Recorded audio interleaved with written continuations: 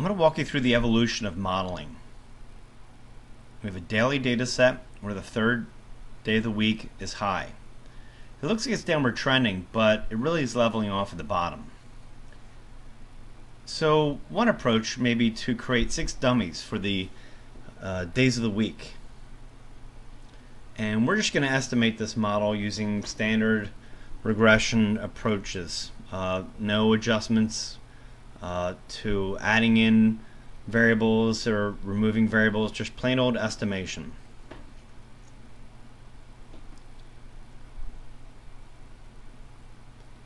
And you'll see that that third day of the week is projected well. There's a funky 5th day of the week bump, which doesn't make much sense. The residuals are not random around 0. They should be random there, so patterns are bad. You have these 6 dummies in the model, and now we can add another step of the evolution is adding a trend variable, accounting for what is perceived to be a trend, and this is standard practice in the 50s and into the 60s.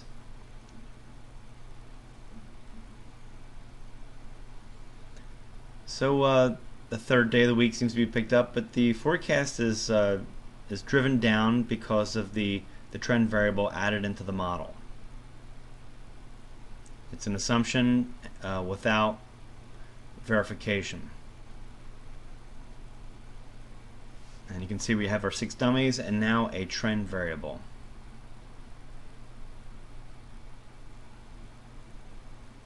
The T there stands for trend.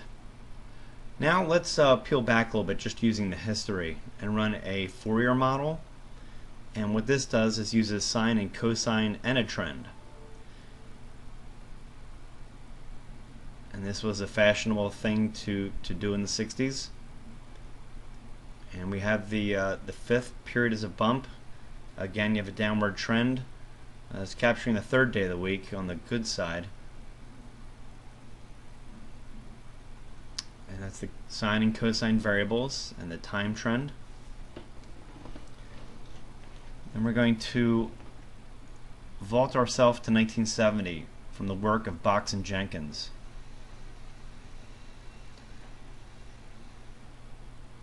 And we're going to make sure that we have stochastic structure on, so there could be AR or MA parameters added to the model.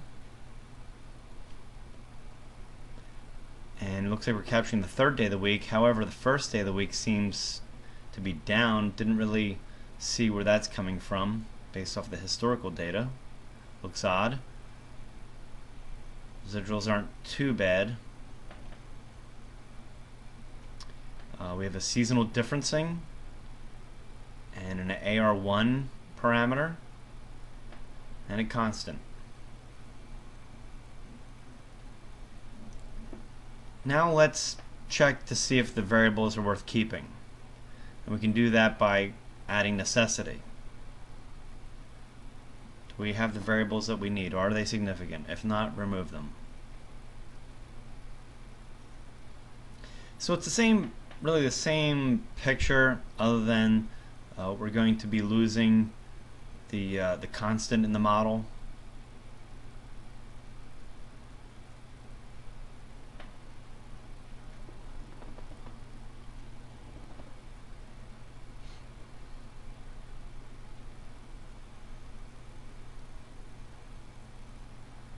Now let's up the game here. 1976 Box-Jenkins realized that interventions can affect the parameters in the model and that you should be looking for them.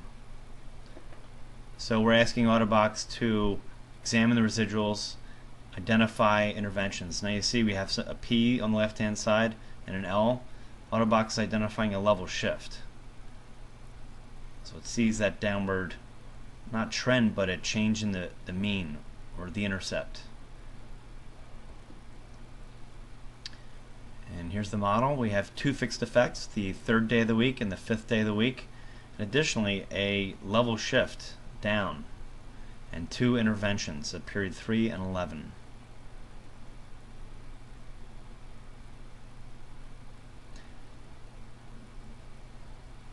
Now let's specify the model outright.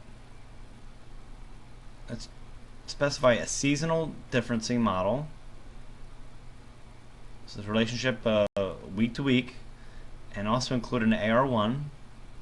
And we'll start with a 0.5, and it will iterate and evolve to a different coefficient. That's just a starting value.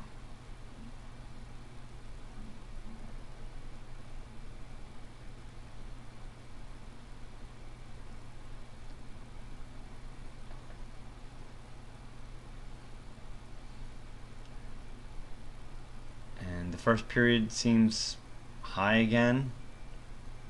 Let's take a look at the residuals. Not too random, not as random as I'd like. And the equation, we have seasonal differencing, and then we have 3 interventions identified and an AR1 parameter. Now let's run Autobox untethered, just using the expert system, trying to bring in whatever variables that it could find. And it found a seasonal pulse that halfway through the series, that day of the week was even higher than the other days of the week. It identified a level shift, so that's not a downward trend there, that's just a change in the mean. There's residuals.